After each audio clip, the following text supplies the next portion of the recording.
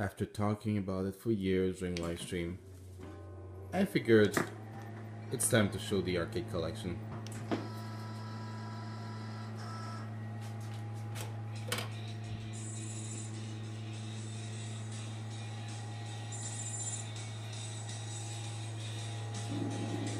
So, started in 2014, I believe, all the way to 2016, fixing every single of those damn machines.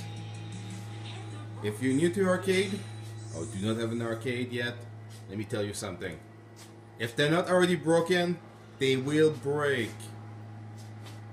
It's just a question of time. You will have to learn to fix them yourself if you want to get into arcade. Otherwise, go MAME would be the simpler option. But personally, I knew nothing of soldering, fixing electronics, and after this, I learned quite a bit. So, let's go from machine to machine. The first is an NBA Jam. It's the cheapest 4-player arcade you could get, or so I've seen so far. It made for a nice setup to put all my 4-player PCBs inside, such as Ninja Turtles. One of my favorite classic game, I think like everyone else from the 90s. Inside is also right now the Atomic Punk and Ghouls and Ghosts. While it's not a 4-player game, Ghouls and Ghosts is very finicky on which monitors it wants to work on. Next, we have UN Squadron, which is a shmup Capcom game, just lots of bullets. For that one, the plexiglass of the screen was so old that just touching it, trying to move it to clean it, made it break apart. For all the arcade here, they were all worked on, all the monitors. There's not a single monitor that was not fixed or, rebuilt. That's the biggest work of arcade collecting. But that one, there was also quite a bit of rewiring work to make sure that all the 4-player games work. Next, we have Super Contra. The board is still inside. It's a very difficult game and not so pleasant to try again and again. So I put the 401 vertical game collection in it. It's always fun to just explore and try new games that were never tried before. That one also had a power supply failure. I had to replace it to get the right 5 volt and 12. Next we have, it's a generic cabinet that they converted to SVS Chaos Fighting. Has no art on the side whatsoever, and even too overly artwork over each other. It makes it a nice cabinet to put the Pandora box, which is a multi-game again. It's the horizontal one. Again, just for exploring. It's not as good as the originals, but it's good to see what could be a good acquisition for the collection. Next is one of my favorite, the Centipede cabinet, but with one major difference. Has both games in it. You just click on the button and you switch. Millipede and Centipede. Next we have Thunderblade. For this, all these Sega classic games, what I love is the unique kind of controls that they have. It's something that you can't replicate on consoles. So, very fun. Next to it we have a Big Blue Capcom cabinet. If you do not know what a Big Blue is, it's just that all of the Capcom arcade cabinet of that era came in that very special, well, there's slightly different layout, but they all are in the same similar blue cabinet that stand out. And that one was converted to a Tekken at some point, but fuck this, let's bring it back to Capcom. I put the Street Fighter-like game inside with Capcom Fighting Jam. One thing that's special about this, I think for all the gamers, is that this is basically a PS2. Big PS2 inside the cabinet. It runs a CD and a memory card that serve as a key to allow the game to be played. So basically it's just a question of changing the disc and the memory card and you're ready to go. There's very few games that is supported, and this is the closest to the original that I could find.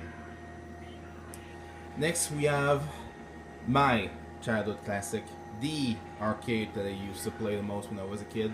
Afterburner. Except, well, it's not a sit down. Not that I would have the space for a sit down. Very fast, very fun, quick grab, play. Yeah. And the cabinet is very special too. Love it. Then we have the red Neo Geo. Again, another one that is quite common to see in that specific style. How the Neo Geo came in red cabinet or remade converted cabinet, really. But that one, 2 slot, and I put the cartridge as 120 in one, so we can choose any games. One thing that's to be said about this cabinet is it was brought in an online auction, which means I did not see the cabinet before I buy it. And the lesson is, if no one bids on it, probably a reason. That's the cabinet I worked the most on. It was coated in Pepsi. All the buttons, there was nothing that was working. The monitor wasn't working. The buttons weren't working. The wiring wasn't working. Even the little LED that shows how many coins you have in, they were all covered by a vinyl, a black vinyl. So it was a mess. It was a giant mess.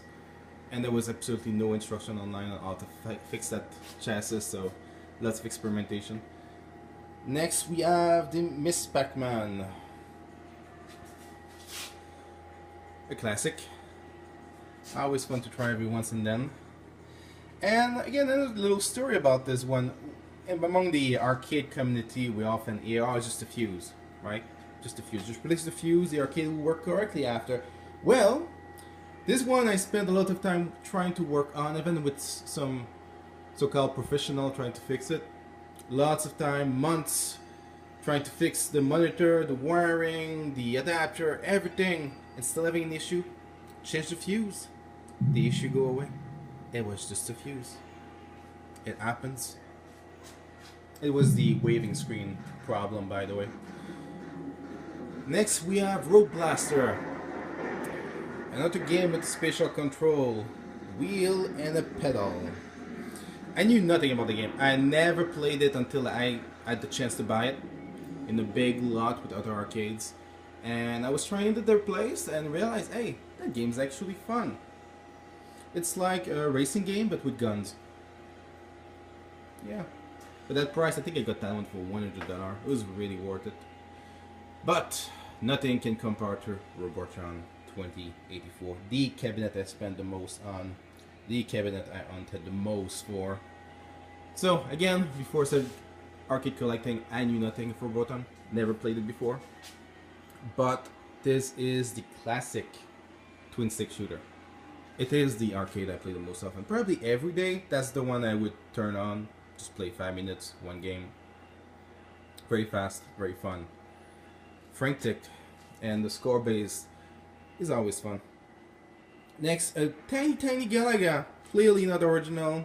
It's a bootleg board, but it takes very little space. It's kind of cute and simple. The chassis is in extremely good condition. Almost no work was done on that one because it's so oddly new, considering the era of the game.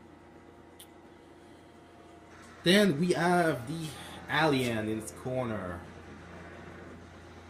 It's the only cabinet I tried to restore. I know it's all scratched up and stuff, but it was a lot worse. When I got it, it wasn't working. It was rusty. I basically brought it from a boat container. It smelled terrible. Nothing would work. The buttons, the board, the sound, the monitor, the lights. Really, nothing would work. But look at it. It's perfect now. The monitor is pixel perfect, no blurriness at all. Yeah, so much work. Cleaning PCBs, rebuilding everything, all the components, and there it is. It doesn't look half bad anymore. Not perfect, but not bad. And all this setup, because I worked on this for so long, I have access to all the back of the arcades. it felt so necessary to go back every day to just change things around every single time. Keeping access seems pretty important. So yeah, that's it for the tour of the cabinets. I have a main machine, but it's not here. It's with the game collection. So yeah, those are all my classic arcade. Always fun. Personally, I think that fixing it is part of the pleasure of owning arcades. Would I recommend to get that many arcades? Probably not. But if there's an arcade you don't like, you can always part way with it. I parted way with some of them.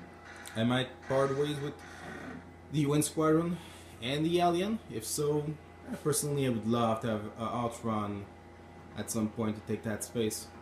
So yeah, explore, discover, replace, fix, enjoy. Take care, guys.